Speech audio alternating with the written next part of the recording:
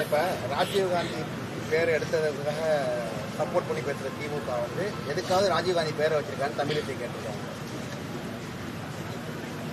இதுல எந்த வேலை திட்டத்தில் மகாத்மா காந்தி பேரு மகாத்மா காந்தி பேரை வச்சிருக்காங்களா? அப்போ மகாத்மா காந்தி ஊரக வேலைவாய்ப்பு திட்டம்ன்ற பேரை எடுத்துட்டு தான் இப்ப மாத்துறாங்க. மத்திய அரசு 125 நாளா அந்த வேலைவாய்ப்பு திட்டம் கொண்டு வராங்க. அதுக்கு தமிழகத்தை என்ன சொல்லிருக்காங்கன்னா, இதுக்கு வந்து பேசுற திமுக வந்து எந்த திட்டத்துக்காவது மகாத்மா காந்தி பேரை வச்சிருக்காங்களான்னு கேட்டிருக்காங்க. சரி, அதாவது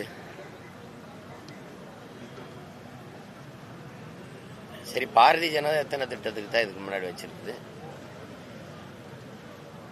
இந்த நாட்டின் அடையாளம்ங்கிறது, இந்த நாட்டை விட்டு நீங்க வெளியில போனீங்கன்னா அண்ணல் காந்தியடிகளும் அண்ணல் அம்பேத்கரும் தான். இந்த நாட்டை விட்டு வெளியில போனீங்க, நீங்க வேணா பயணம் பண்ணி போய் வல்லபாய் பட்டேல்னு பேசி பாருங்க. ஏதாவது ஒரு நாட்டில் வல்லபாய் பட்டேலை யாருக்காவது தெரியுதான்னு பாருங்க. காந்தியை தெரியுதா, அண்ணல் அம்பேத்கரை தெரியுதா, அல்லது இந்த வல்லபாய் பட்டேலே தெரியுதா? அவருக்கு எதுக்கு 3000 கோடியில் அவ்வளவு பெரிய செலவச்சிங்க? எதுக்கு? ஏன்னா RSS மேல இருந்த தடையை அவர் நீக்கினார். அதை தவிர என்ன எதுக்காக வச்சிங்க அவருக்கு அவ்வளவு பெரிய செலவு? அதே குஜராத்தில் ஏன் காந்திக்கு வைக்கல? இதை நீங்க காந்தியை போட்டுறதா? மற்ற கட்சியை கேள்வி கேட்கறதுக்கு முன்னாடி நீங்க அதுக்கான நேர்மையை தகுதியை வச்சுக்கிட்டு பேசணும். வேற பொங்கல் பணம் தரணும்னு சொல்லி எடப்பாடி கூட 5000 ரூபாய் தரணும் அரசுன்னு சொல்லியிருக்காரு. இது பலது நம்ம சொல்லிட்டோம். அவங்க ஆட்சியில் இருக்கும்போது 5000 கொடுக்கணும்னு திமுகவை சொல்வதும், திமுக எதிர்கட்சியா இருக்கும்போது அதிமுக 5000 கொடுக்கணும்னு சொல்றதும் இது வாடிக்கை.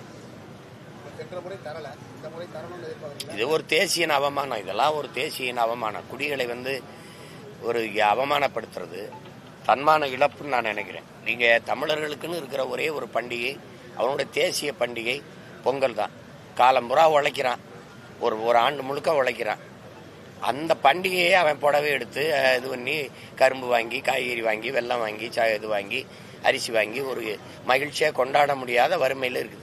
1000 ரூபா பொங்கல் கொடுக்கணும், 5000 கொடுக்கணும், இலவச வேட்டி சேலை கொடுக்கணும், வெல்லம் கொடுக்கணும், அரிசி கொடுக்கணும், ஒரு முளை கரும்பு கொடுக்கணும், கூடவே ஒரு கயிறும் கொடுக்கணும், தூக்கில் போய் தொங்கி சாகிறதுக்கு. இது ஒரு காட்சி, இது ஒரு கேவலம். விளைய வச்ச நெல்லை வீதியில் போட்டு முளைக்க விட்டு என்ன நீ 1000 500 கொடுத்துக்கிட்டு 5000 கொடுத்துக்கிட்டு நீ ஒரு மாவட்டம் தோறும் சேமிப்பு கிடங்கு வச்சு அதை கொள்முதல் செஞ்சு பாதுகாக்க முடியாதா? இந்த அரிசி கொடுப்பு எங்கிருந்து கொண்டாடுவீங்க? ஆந்திராவில் இருந்து. ஏன் அரிசி என்னாச்சு? ஏன் நெல்லா விசாரிச்சு அரிசியா வராதா? இதெல்லாம் வந்து ஒரு கேடுகட்ட ஆட்சி முறை. இதெல்லாம் ஒரு கொடுமையான ஆட்சி முறை. இது நீங்க 50000 கூட கொடுங்க, அதை பத்தி எனக்கு கவலை கிடையாது. ஏற்கனவே 10 லட்சம் கோடி கடன் ஆயிடுச்சு. 80000 கோடிக்கு மேல வட்டி கட்டிக்கிட்டு இருக்கோம். இதுல 5000 கொடு, எங்க இருந்து கொடுப்பீங்க? இன்னொரு 50000 கோடி கடன் வாங்குவீங்க. இந்த கடனை எவன் கட்டுறது?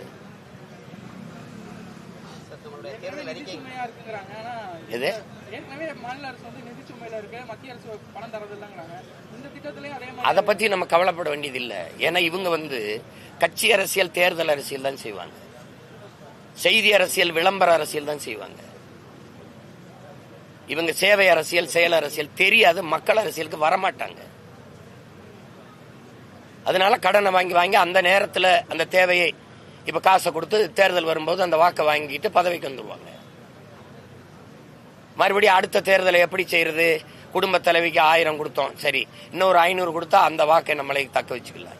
இதைத்தான் சிந்திப்பாங்க.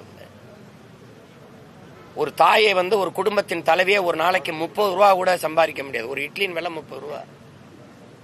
ஒரு இட்லிக்காக சம்பாதிக்க முடியாது. இந்த நாட்டை எவ்வளவு தூரத்துக்கு எடுத்துக்கிட்டு போவீங்க? நீ 180 லட்சம் 86 லட்சம் கோடி கடன் வந்துட்டு இந்தியாவுக்கு. இவன் 10 லட்சம் கோடி கடன் வந்துச்சு ஒரு மாநிலத்துக்கு. எங்க போய் நிறுத்துவீங்க கடைசியா? நீ கடன் வாங்கி கையெழுத்து போடுறதுனால அவன் வந்து இந்த மீத்தேன் எடுக்கிறேன், ஈத்தேன் எடுக்கிறேன், உன் மலையை வெட்டுறேன், மணலை வெட்டுறேன், நிலக்கரி எடுக்கிறேன், நீ தடுக்க முடியல. பள்ளிக்கூடம் நீங்க கட்டினீல. நாட்டினுடைய செல்வத்திலே ஆக சிறந்த செல்வம் அறிவு செல்வம். ஒரு நாட்டின் எதிர்காலம் வகுப்பறையில் தீர்மானிக்கப்படுது. இதுதான் உலக பெரிய தத்துவம். அது எல்லாருக்கும் தெரியும். அறிவு கருவறை அங்கதான் இருக்கு. அந்த பள்ளிக்கூடத்தில் படிக்க போன பிள்ளை இடிஞ்சு விழுந்து சாகுது. நீ இப்பதான் கட்டி திறந்துருக்க. இது என்ன சொல்ல வர? அரசு பள்ளிக்கூடத்துக்கு வராத புள்ள செத்து போயிரும், தனியார் பள்ளிக்கூடத்துக்கு போகணும்னு சொல்றாங்க. அதான் அதுல அர்த்தம். அதான் அர்த்தம். படிக்கிற புள்ள உட்கார்ந்து படிக்கிற பள்ளிக்கூடத்தை இந்த லட்சணத்தில் கட்டிட்டு நீ எதுக்கு பறக்கிறதுக்கு 5000 கோடி 2000 கோடி 3000 கோடி 500 ஏக்கர் 1000 ஏக்கர் எடுத்து இப்ப திருச்சியில இந்த இருந்த விண்ணூர்தி நிலையத்துல நீங்க எல்லாம் இருக்கிறீங்க, நல்லா படிச்ச பிள்ளை, ஏதாவது பிரச்சனை இருந்ததா? எதுக்கு இத்தனை 1000 ஏக்கரை எடுத்து இவ்வளவு கோடியை போட்டு கொட்டி நீ நாசம் பண்ணிருக்க? நான் உள்ள போனேன், வண்டி நினைச்சு ஏறி போயிட்டேன். இப்ப இந்த 3 கிலோமீட்டர் நடந்தே விண்ணூர்தி நிலையத்துக்கு விண்ணூர்திக்குள்ள போக வேண்டியது இருக்கு. இந்த உலகத்துல வேணாது மூளைங்கிற உறுப்பு இருக்கிற செய்வானா? பைத்தியக்காரன் கூட இந்த மாதிரி வேலையை செய்ய மாட்டான். இருக்கிறதுல நேர்வு காணும், சிறியதே அழகு. அதை விட்டு போட்டு தேவையில்லாம பறக்கிறது. ஏன் படிக்கிற பிள்ளைய படிக்கிற பள்ளிக்கூடம் கல்லூரியில் இப்படி கட்ட மாட்டேற? மருத்துவம் பார்க்குற மருத்துவமனை இவ்வளவு அழகா கட்ட மாட்டேங்கிற? ஏதோ சோ காட்டுற எங்களுக்கு வளர்ச்சி பாரு அப்படின்னு. விண்ணூர்தி நிலையத்தை பார்த்தோன்னே ஏ அப்பா, எங்கடா பறந்து போவான்? பல கோடிக்கணக்கான மக்கள் பசியோடு இருக்கும்போது பறந்து போ எங்கடா போறோம்? இப்ப ஒரே ஒரு முதலாளிகிட்ட கொடுத்துட்டா இண்டிகோ